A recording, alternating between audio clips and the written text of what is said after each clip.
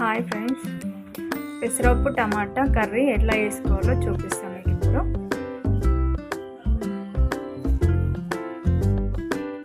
కొంచెం జీలకర్ర,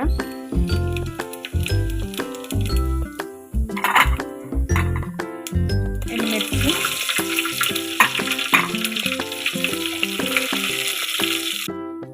కొంచెం కరివేపాకు, పచ్చిమిరపకాయలు,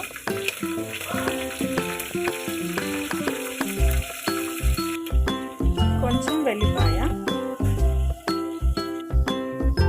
ఇలా ఫ్రై అయిన తర్వాత కొంచెం పసుపు, టమాటా ముక్కలు, ఒక 1 స్పూన్ సాల్ట్,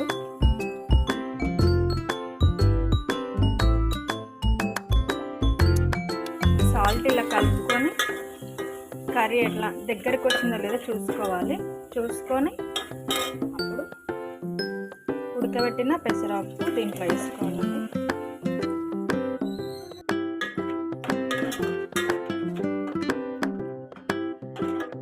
పెసరపప్పు టమాటా అంటే ఒక 5 నిమిషాలు ఉడికితే అయిపోతుంది. కొంచెం హై మంట పెట్టుకోవాలి, ఒక 2 మినిట్స్ అండి.